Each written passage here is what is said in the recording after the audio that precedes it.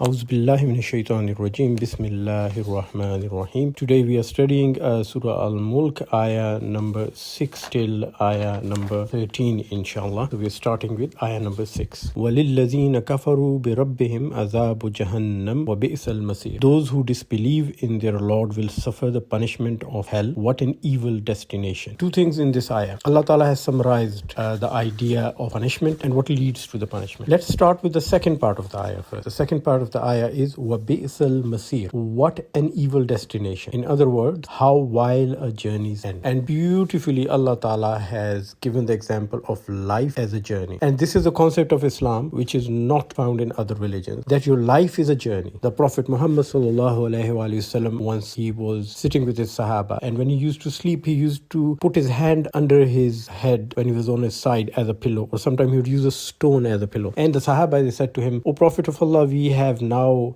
conquered Mecca and you are the leader of all Arabia, like a king of Arabia. He never called himself a king, but effectively he had the control of a king of Arabia. So how about we make you something to sleep on, like a mattress or a bed? And the Prophet ﷺ, he said, the life for me is like a journey in which I have just stopped to take rest under a tree. So if you're walking, going on a walk or a journey, and you are passing through a jungle or a grassland, and you sit down under a tree to take some rest, you don't order a bed and a mattress and a pillow because you know you're going to leave it. You're going to walk away from it. So the same is the example given in Quran, that this life is a journey. Now, the journey has got different roads, and Allah has given the choice to us to choose which road do we go down on. One road goes to heaven and one road goes to hell. And it is left to us to choose which of those roads, the sirat, as Allah says, or sirat al-mustaqim, the straight path which goes to heaven. So the choice is ours, which one we choose. Do we choose the straight path which goes to heaven, or we choose the other path which goes to hell? And all the way on those roads, there are choices to switch path. So you can start with the sirat al-mustaqim, the straight path to heaven, and on the way you have a choice to switch to the wrong path at any time. Or you could start on the wrong path, and on the way you have these links from which Allah gives you guidance, says here's a link to the straight path, here's a link to the wrong path, and you can choose and you can switch your journey at any time. Till the day we die, we have that choice with us. So Allah says that those who choose the path to hell, what an evil destination they have chosen, and what a vile end to a journey. وَبِئْسَ الْمَصِيرُ. And now let's come to the first part. وَلِلَّذِينَ كَفَرُوا بِرَبِّهِمْ. For those who disbelieve in their Lord, عَذَابُ جَهَنَّمْ. The punishment of hell. Now the word Jahannam, it is not an Arabic word. This word comes from the Persian language. And from the Persian language, it also went to the Hebrew language. When the Jews were brought, the Bani Israel rather, all the 12 tribes were brought as slaves to Babylon by the king Nebuchadnezzar or Bakhti-Nasr. They remained there in slavery for a long time. They picked up a lot of Babylonian customs and words from the language. And then Cyrus the Great, he conquered Babylon and he gave them freedom to go back to Jerusalem. And a lot of Persian influence came among them. So this Persian word, Jahannam, also went to the Hebrew language. And in the Hebrew literature, it is found as Gahnam. And the meaning of Jahannam or Gahnam is a deep rubbish pit. So it's a pit, a place where you throw rubbish. And there is a logic to why Allah Ta'ala did not choose an Arabic word and went for this Persian and Hebrew word, Jahannam and Gahnam, which means a deep rubbish pit, and used it as one of the standard words for defining hell. The beauty of this concept is that whatever you throw in the rubbish dump, in your garbage can or rubbish dump, whatever you throw in it, it is once upon a time something useful that you had bought or that you have created out of your own hands and was very useful to you. Whatever you take in life, whether you make something or you buy something, you do it because you want it and you like it, like an item of household use. If it loses its usefulness and becomes damaged and malfunctions, you're not going to keep it. You're going to throw it away. You're going to chuck it away. But if it remains and it remains functional and it is not defective and it's looked after very well, the same item, instead of ending up in a garbage bin or a rubbish pit, it becomes a collector's item. It becomes an antique and it increases in value. And if it's slightly damaged, you could repair it, you could salvage it, you could restore it. You wouldn't discard it in the landfill and you can reuse it. Again, it becomes a collector item or an antique with passage of time. Same happens with the human being. Allah is saying that I created you as the best specimen of my creation. Fi ahsani taqweem, as used in Surah 13. And then you become the worst of the worst. Asfala safilin is the word which is used. Worst of the worst. You become totally useless. And who does that? We do it to ourselves. We go against our nature. We go against the guidance of Allah. And we end up being the worst of the worst. And what happens to an item of use or a very cherished or dear item that you have, which becomes useless, which malfunctions? You try to repair it. You try to restore store it. If it doesn't work, you're not going to keep it forever. You're going to chuck it in a rubbish bin. And in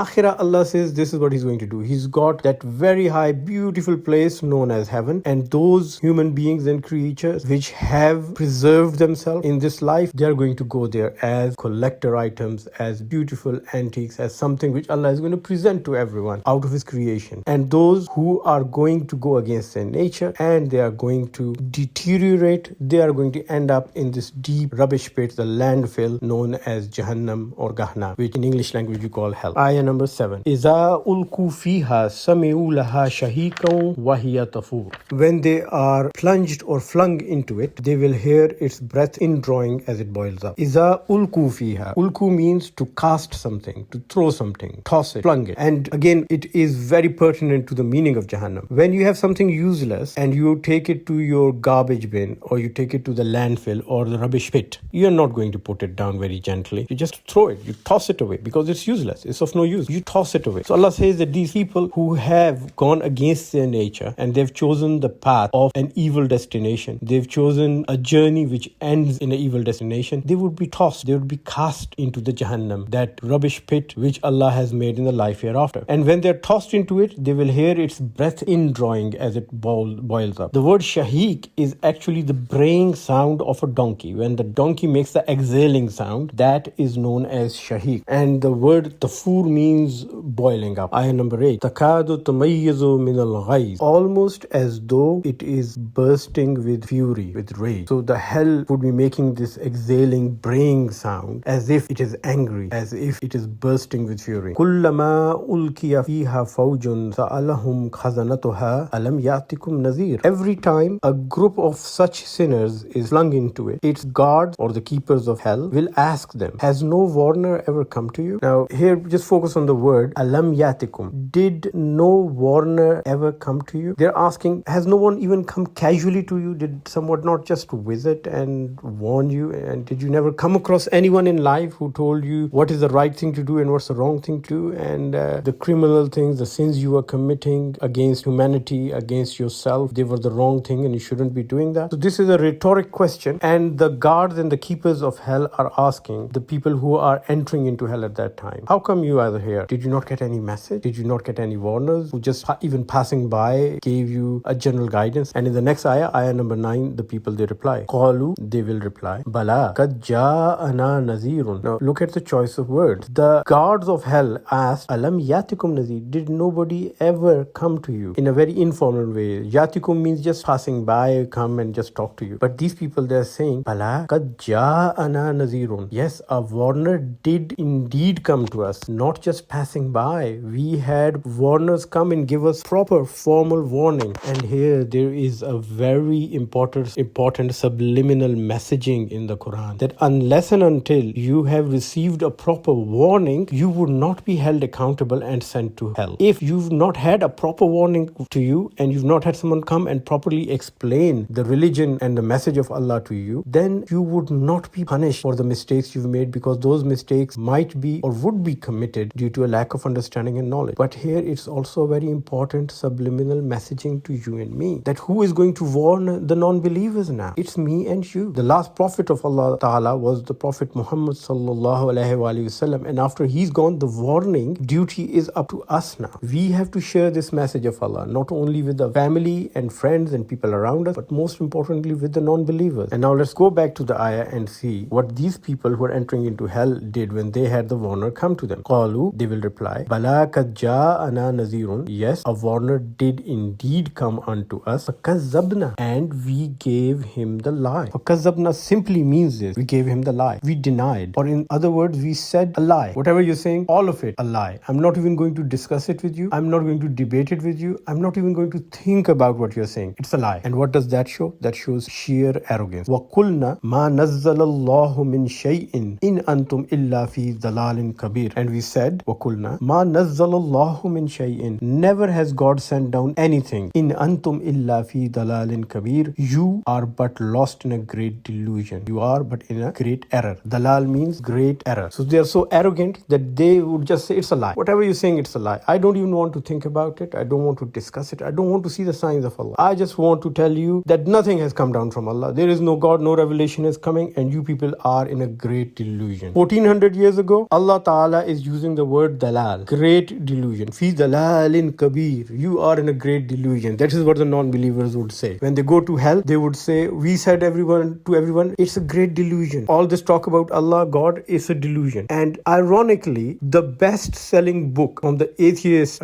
community, a book written by Richard Dawkins, who is one of the biggest flag bearer of not believing in Allah, not believing in God. The name of his book is The God Delusion, Dalal, delusion. Exactly the same word which Allah 1400 years ago mentioned. That word has been picked up consciously or subconsciously by Richard Dawkins, and he's used in his book, which is against religion and against God and against the existence of God. And on the Day of Judgment, Allah says that these people who denied me and my signs and refused to even read or reflect on them and just say it's a lie, there is no God, nothing has come down as a revelation from Allah, it's all a delusion, it's a God delusion. Read the book God Delusion by Richard Dawkins, and you'll know it's all a delusion. These people, if they continue to deny, they have got a vile end, and then they would be telling the guards of Jahannam and Jahannam that we thought it was all a delusion, and we told people it was a delusion when the message of Allah was sent to us. This is another miracle of the Quran, that Allah has prophesied 1400 years ago what people would say and do in the future, and He's also shown them the future, that if you stick by this concept that the thought of God is nothing but a delusion, then this is going to be your answer on the Day of Judgment when you get your punishment, that we said to everyone it was a delusion. And then what next? Here's another prophecy for the future. Ayah number 10. وَقَالُوا لَوْ كُنَّا نَسْمَعُ أَوْ نَعْقِلُ مَا كُنَّا فِي أَصْحَابِ السَّعِيرِ. And they will add, had we but listened or used our own intelligence, we would not be among those who are destined for the blazing flame. And Allah is giving the solution here to us. He says, when you think that the message of Allah is nothing and it's all a delusion, all you have to do is nasma'u, listen, naqilu, use your intelligence. Look at the sign. How could there be no Allah if 1400 years ago the Quran is describing how the heavens are made, how perfect the symmetry is, how the stars are being flung out of the big gateways which is connecting one heaven to another, one universe to another, the black holes, how stars are being flung out of them, how all the stars in the heaven, they are like the sun and they give daylight in their vicinity. How could anyone say these things if it was not Allah, the great creator, who made everything, and He knows how He made it, and He is giving us the whole blueprint, the whole plan of His creation, and then giving us the capability and the understanding to see and realize that plan and make the telescope to see all those events which He has told us 1400 years ago. All you have to do is listen and use your own intelligence. And if you don't, then on the Day of Judgment you will say وَقَالُوا, and they will say لَوْ كُنَّا نَسْمَعُ, had we but listened, if only we had listened, أَوْ نَعْقِلُ, or at least use our own intelligence and reason, مَا كُنَّا فِي أَصْحَابِ السَّعِيرِ, we would not be among those who are destined for the blazing flame. And again, Sa'ir, as I explained earlier on, Allah Ta'ala says the word Sa'ir in Quran, it is describing the hell because it's got blazing fire. And Sa'ir basically is, if you have a pit, a deep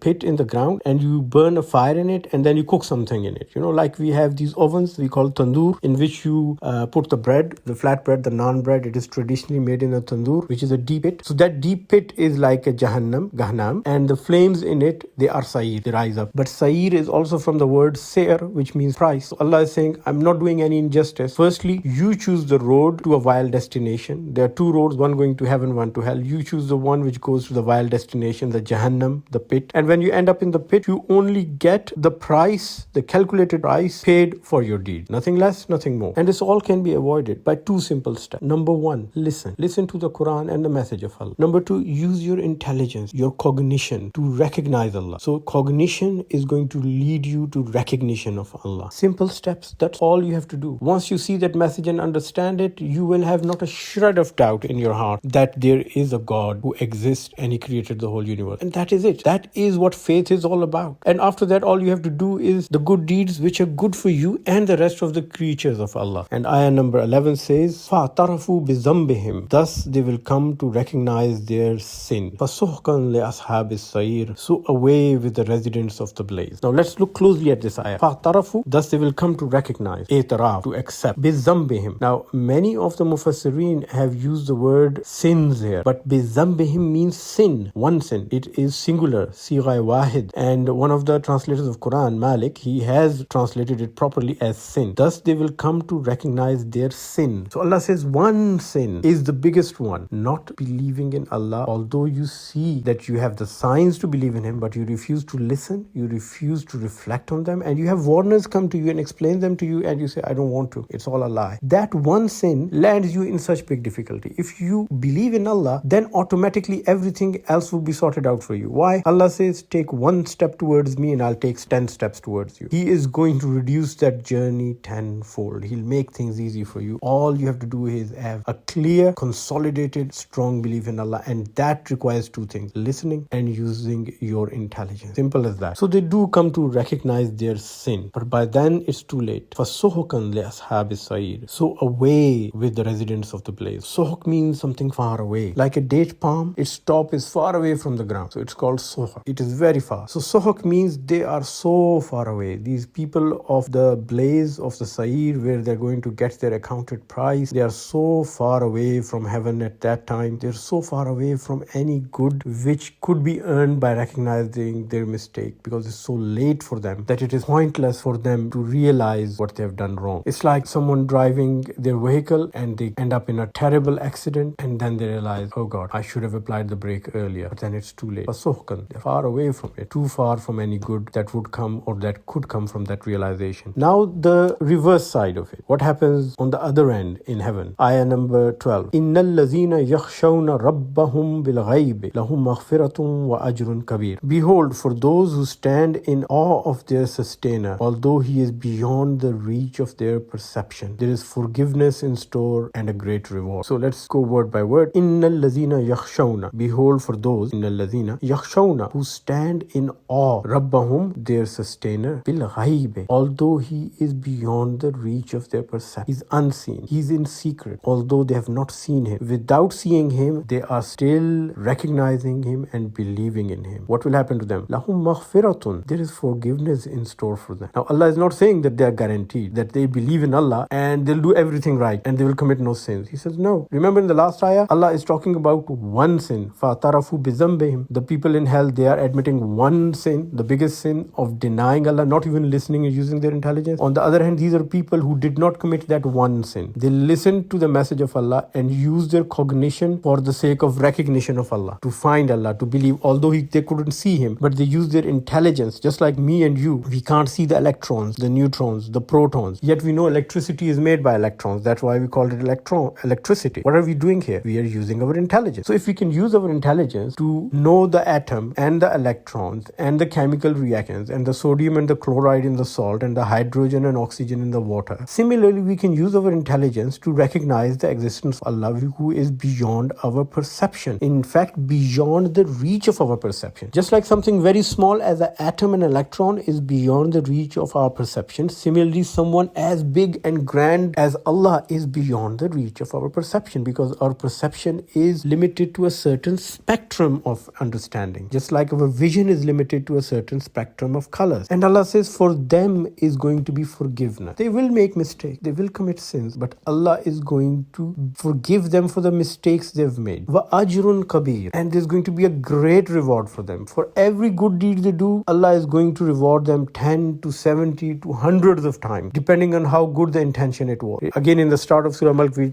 talked about that Allah has created life and death so he can check who does the better deeds, who puts in more effort. Not the best deeds, but the better deeds. And if there's any deficiency in those deeds, he's going to forgive. Whereas people who go to hell, their punishment is not going to be greater than what they did. And Allah Ta'ala says, وَأَتَدْنَا لَهُمْ عَذَابَ السَّعِيرِ. And for them is accounted, made, proper punishment for what they should be paid. Sa'ir coming from price, Sa'ir coming from price. So when it comes to punishment, Allah gives exact punishment. But when it comes to reward, he multiplies it manifolds and gives greater reward than a person deserves. And ayah number 13, وَأَسِرُّ قَوْلَكُمْ أَوْ اجْهَرُوا بِهِ إِنَّهُ أَلِيمٌ بِذَاتِ الصُّدُورِ. And whether you keep your beliefs secret or proclaim them openly or state them openly, he has full knowledge indeed of all that is in your heart. Let's go word by word. وَأَسِرُّ قَوْلَكُمْ. And whether you keep your beliefs secret. Qawl means a statement, an utterance, a belief or an opinion, a doctrine or a teaching. Allah says whatever your belief is, whatever your ideology is, whatever your opinion is, whatever your doctrine in life is, whether you keep it secret or you state it openly, you go out publicly and talk about it, Allah knows it all. Innahu alimum bizati sudur. He knows what's in your sudur. Now sudur refers to your center center of emotion and thought. It's your innermost motivations and it is your innermost feeling. So Allah says, I know your innermost feeling. He has full knowledge of it. So manifold meanings from this ayah. Firstly, if you're not talking about your faith openly, Allah still knows whether in your heart you believe in him or not. And I've come across this one young Englishman who had reverted to Islam and he married a Muslim girl and he was a very good practicing Muslim, much better practicing Muslim than me and many other of my Muslim friends. And I asked him, when did you become a Muslim? And he said, 3 years before I accepted Islam. I said, how did that happen? He said, with retrospect, when I look at it, for 3 years before I accepted Islam, I was already a Muslim. I believed there was one God. I never said it openly, even not to myself, but I had that strong belief 3 years before I came to Islam and admitted being a Muslim. And he said, I was practicing Islam and not even knowing it. I was doing all the things which Allah says in the Quran we should be doing, and I was doing them unconsciously, and I had no idea. And when I came and proclaimed Islam, or wajhiru bihi, proclaimed his religion, it had been 3 years when secretly I had been a Muslim, and I realized at that point that my life is no different now than it has been the last 3 years. And this is what Allah says. If deep in your heart you've got the belief and you die, you're a Muslim, even if you're not proclaimed. So people walking on the street, which we see as non-Muslims, you never know what's going on in their heart. You never know in their heart they have recognized that there is a God and that He has created this universe. And maybe the thought is going in their mind, but it has not come to the surface yet. So you cannot judge a book by its cover. And on the contrary, you might have someone who is a fully practicing Muslim, but in his heart he might have doubt. And Allah says, Innahu alimun bizati sudur. I know what's in the heart. I know what are your innermost motivations for the good deeds you do, for the Hajj and Umrahs you do, for the prayers you offer, for the fasting you do. I know your innermost motivations. I know what's in your heart and I know what you say. May Allah give us the capability to follow His religion with complete belief and full faith. Ameen summa ameen. Please remember everyone in your prayers. Assalamu alaikum wa rahmatullahi wa barakatuh. The references used for this study session, they go back from the very original ones from Al-Tabari from the 9th century, Al-Kashaf by Zamakhshari, Tafseer Al-Kabir, Al-Qurtubi. Then the Middle Age ones, where is Tafseer Ibn Kathir, Ruh Al-Ma'ani by Muhammad Al-Lusi, and then Muhammad Pickthall's translation of the Quran. More recent one, Tahim Al-Quran by Maududi. Muhammad Asad, very good translation of the Quran. You might not agree with it, but a very good translation. And then the more recent ones, like the one from Al-Azhar University and some of the Muslim Pakistani scholars. The dictionaries consulted, two of the main dictionaries are consulted for this study, Lisan al-Arab, which is from the 13th century, and Taj al-Arus min Jawahir al-Kamus, which is more recent 18th century-ish. Not very recent, but still recent enough. A special thank you for everyone who made this effort possible, especially our IT team. Last but not the least, a big thank you and special prayers for the person who started this dawah effort with me, but prefers to stay anonymous at present. Please remember us all in your prayers. May Allah reward everyone who's involved in this dawah effort, especially the people who are watching it and listening to it. May Allah reward them in this life and the hereafter. Ameen summa ameen.